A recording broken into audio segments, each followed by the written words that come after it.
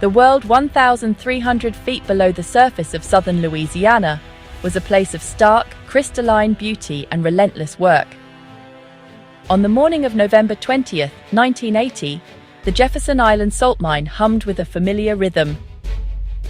Massive trucks rumbled through caverns the size of cathedrals, their headlights cutting through the dusty air to illuminate walls of pure, glistening salt.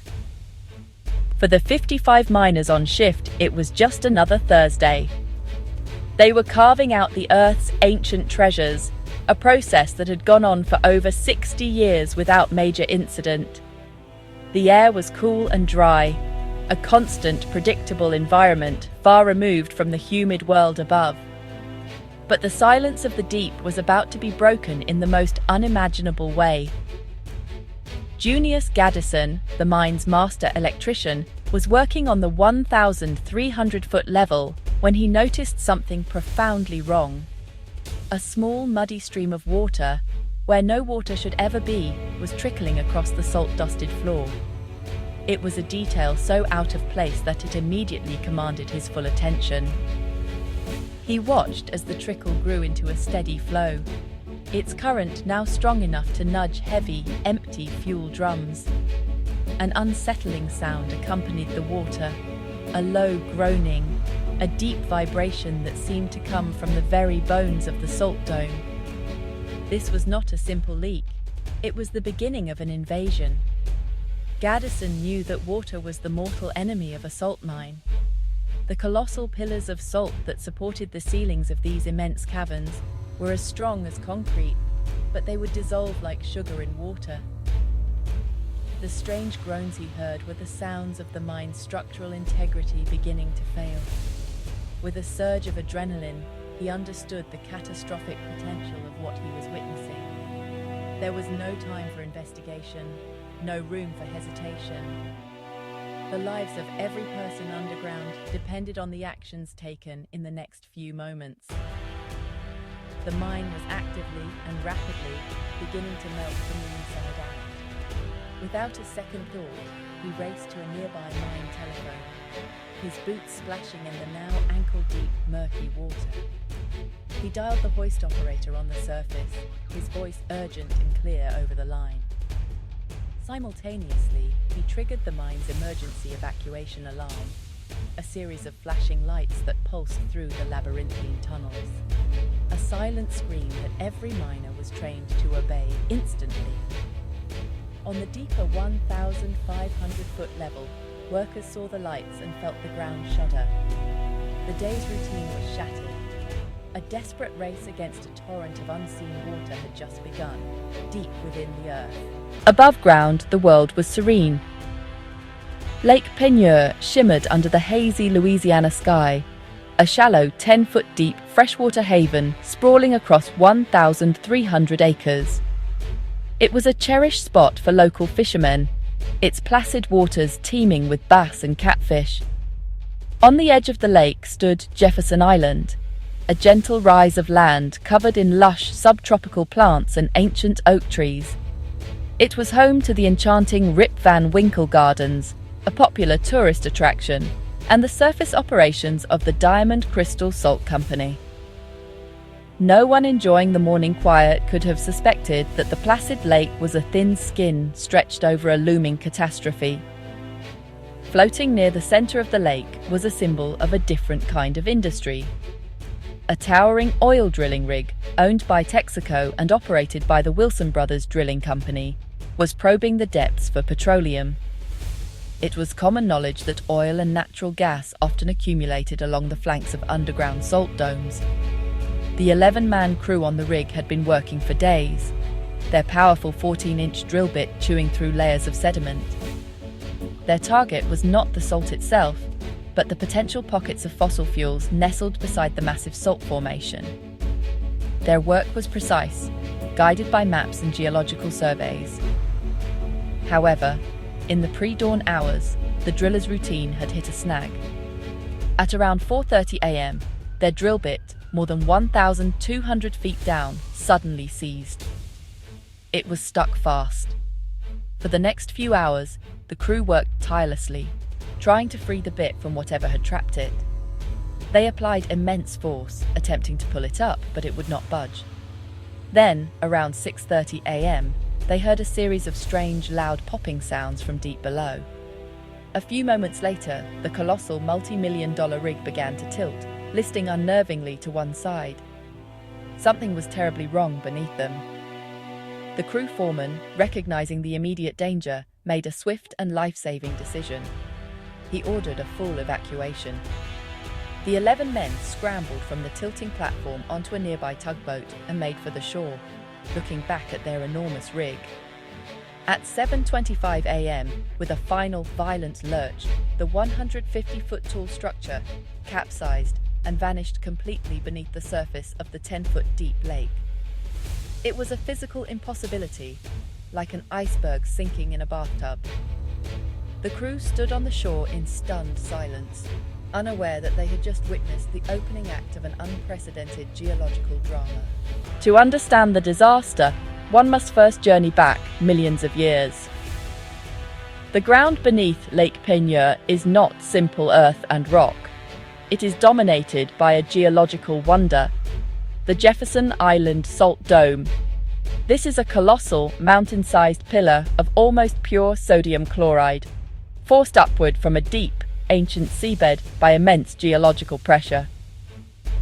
These salt domes are common across the Gulf Coast of Louisiana and Texas.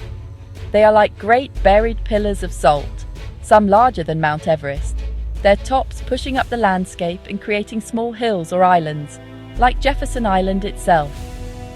This incredible formation was valuable for two very different reasons, setting the stage for a collision of industries. For the Diamond Crystal Salt Company, the dome was a source of immense wealth. Since 1919, they had excavated the salt using a room and pillar method. This involved carving out huge rooms, or galleries, while leaving behind massive pillars of salt to support the ceiling. Over decades, this created a vast, multi-leveled labyrinth of caverns deep underground. Some of these chambers were astonishingly large, with ceilings 80 feet high and widths of 100 feet, stretching for thousands of feet. At the same time, the unique geology of salt domes makes them prime locations for oil and gas exploration. As the lighter salt pushes its way upward through denser layers of rock and sediment, it bends and fractures the surrounding strata. These fractures create traps where petroleum and natural gas can accumulate. For this reason, the Texaco Oil Company had leased the rights to drill for oil around the Jefferson Island dome. Their goal was to carefully drill into these peripheral traps without ever disturbing the salt core or the active mine within it. The two operations were meant to coexist, separated by a carefully calculated buffer of solid salt and rock. The miners worked inside the dome, while the oil drillers worked on its edges. The integrity of the mine depended entirely on keeping its walls intact and waterproof. The success of the oil drilling depended on precise navigation, hitting a target thousands of feet underground. On that November morning, these two separate industrial worlds were on a direct and catastrophic collision course, completely unbeknownst to anyone involved. The hidden world of the salt giants was about to be violently breached. The entire catastrophe, which would permanently reshape the Louisiana landscape, hinged on a simple but devastating human error. The plan for Texaco's oil exploration was based on a map that plotted the location of the drilling rig in relation to the underground mine shafts. The safety of the entire operation rested on the accuracy of this map. A safe distance was supposed to be maintained at all times, ensuring the drill would pass harmlessly by the salt dome's edge. But the map contained a fatal flaw, one born from a confusion between two different coordinate systems. The engineering firm responsible for the survey had reportedly made a critical mistake in its calculations.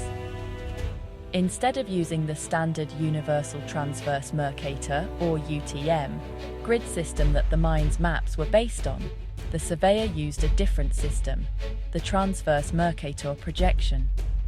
This seemingly minor technical difference resulted in a significant navigational error. The coordinates for the drilling location were off.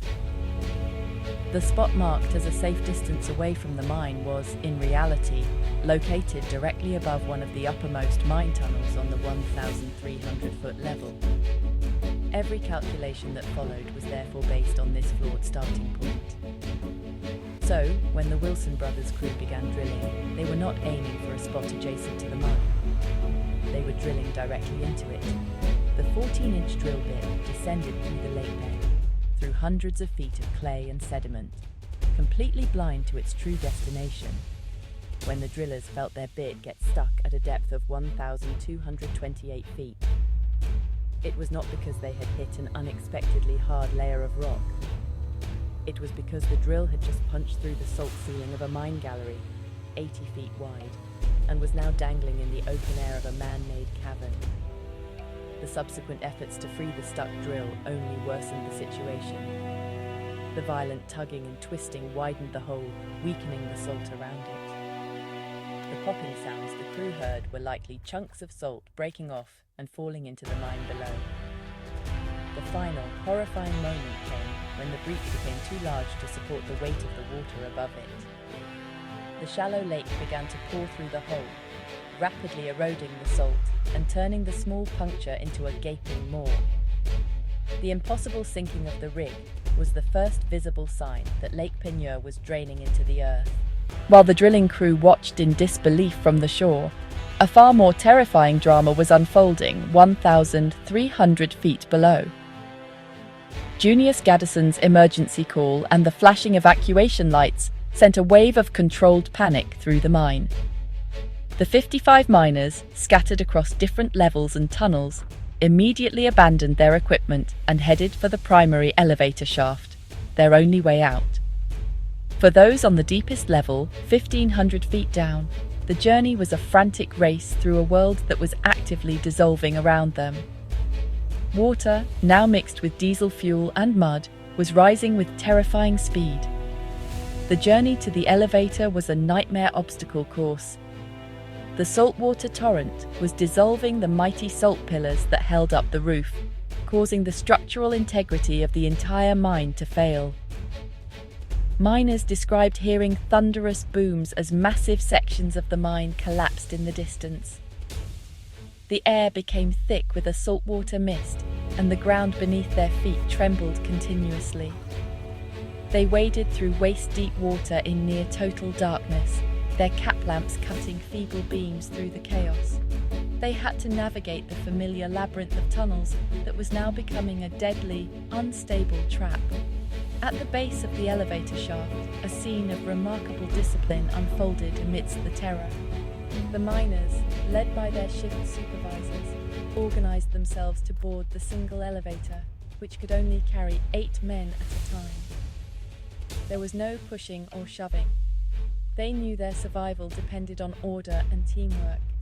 As the first group ascended, the men left behind watched as the water level crept higher and higher up their legs. Each trip of the cage felt like an eternity, the groaning of the hoist mingling with the roar of the water and the shuddering of the collapsing mine. Miraculously, every single group made it. The elevator operator worked with precision, sending the cage down and pulling it up again and again, even as the water began to flood the shaft itself. The last group of miners scrambled into the cage just as the water surged around their chests. As they ascended toward the surface and into the daylight, they were the last humans to ever see the inside of the Jefferson Island salt mine. All 55 men had escaped from a subterranean world that was, at that very moment, being completely and utterly obliterated. On the surface, the scene had transformed from baffling to apocalyptic. As millions of gallons of water poured into the mine through the ever-widening hole, a vortex began to form on the surface of Lake Peigneur. It started as a dimple, then quickly grew into a swirling, sucking whirlpool of incredible power. It was a maelstrom 1/3 of a mile wide, the largest man-made whirlpool in history, and its appetite was voracious. The lake was literally being pulled down a drain 1,000 feet below. The sound was a deafening roar, a constant thunderous noise that could be heard for miles around. The whirlpool's immense suction force began to consume everything on the lake and near its shores. The first to go was the drilling rig, which had already vanished. Next, the vortex pulled in the 11 massive supply barges that had been moored nearby, snapping their thick steel cables as if they were threads. One by one, they were sucked into the churning funnel and smashed to pieces. A powerful tugboat that had been used to move the barges was caught in the current. It fought briefly before it too was dragged backward into the abyss. The destruction spread from the water to the land. The whirlpool's currents began to erode the shoreline, pulling huge chunks of earth, trees, and everything on them into the vortex. 65 acres of the lush Jefferson Island, including a significant portion of the Rip Van Winkle Gardens, collapsed into the churning water. A visitor's house slid into the chasm. A large parking lot, filled with employees' cars, crumbled and disappeared. The very landscape was being rewritten in a matter of hours, devoured by the hungry lake. As the mine filled with water, the air trapped within its vast network of tunnels had to go somewhere. Finding other escape routes through old exploration shafts, this highly compressed air erupted violently at the surface. It created spectacular geysers of mud and water that shot 400 feet into the sky, adding a strange, explosive spectacle to the unfolding chaos. For hours, the area was a scene of unbelievable destruction. A roaring whirlpool swallowing the lake, geysers blasting into the air, and the land itself caving in. The disaster triggered a final, astonishing event that defied the laws of nature. The Del Cambre Canal, a man-made waterway, normally flowed from Lake Peigneur outward, carrying its fresh water into Vermilion Bay and eventually the Gulf of Mexico. But as the lake emptied into the mine, its water level dropped dramatically below that of the canal and the bay. The flow of the 12-mile-long canal reversed. Salt water from the Gulf of Mexico began to surge inland, flowing backward into the void left by the disappearing lake. This incredible reversal of flow created a temporary spectacle, the tallest waterfall in the history of Louisiana. As the salt water from the canal poured into the rapidly deepening basin of the lake, it formed a churning 164-foot-high cataract. For 2 days, the Gulf of Mexico poured into the subterranean abyss, refilling both the mine and the lake bed. When the water levels finally equalized, the landscape had been irrevocably altered. The once shallow 10-foot-deep freshwater lake was gone forever, and a new one had been born in its place. The new Lake Peigneur was a vastly different entity. The disaster had scoured out a massive crater, transforming the shallow pond into the deepest lake in Louisiana, with depths reaching over 200 feet in the area above the breach. And because it had been refilled with water from the Gulf, its chemistry was permanently changed. The freshwater ecosystem of Bass and Bream was replaced by a brackish saltwater environment. The lake had not just been drained and refilled, it had been fundamentally reborn as an extension of the sea. In the aftermath, the consequences were tallied. Texaco and its contractor, Wilson Brothers, paid out-of-court settlements totaling nearly $45 million to the Diamond Crystal Salt Company for the loss of its mine and to the Garden Foundation for the destruction of its land. The miners had lost their jobs, but miraculously, not a single life was lost in the cataclysmic event, a testament to the quick thinking of men like Junius Gaddison and the discipline of the entire crew. The event became a textbook case in engineering schools about the critical importance of accurate surveying. Today, more than 4 decades after the disaster, the echoes of that day still reverberate across the landscape of Jefferson Island. The area has become an unlikely tourist destination, a place of serene beauty with a dramatic hidden history. Visitors to the Rip Van Winkle Gardens can walk through lush, tranquil grounds, yet stand at an overlook and gaze upon the vast, deep lake that was created in a single, violent day. The story of the disaster is now part of the local identity, a tale of geological power and human error. The ecological recovery of the area has been remarkable. Nature, in its resilient way, has adapted to the new reality. The brackish water of the transformed lake now supports a different array of wildlife, and the gardens on Jefferson Island have been replanted and restored, their beauty once again a draw for visitors. Yet, subtle reminders of the destruction remain.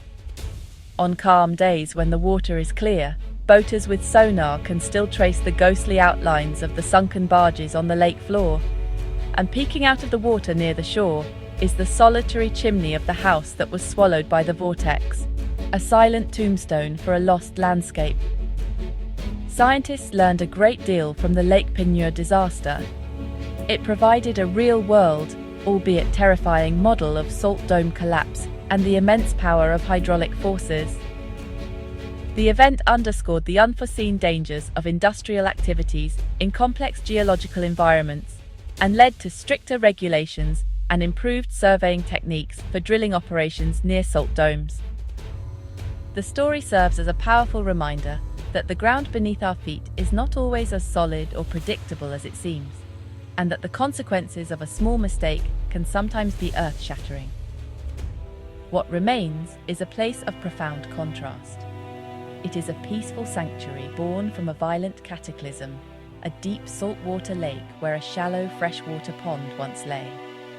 It is a monument to both the fragility of the human-made world and the incredible resilience of the natural one.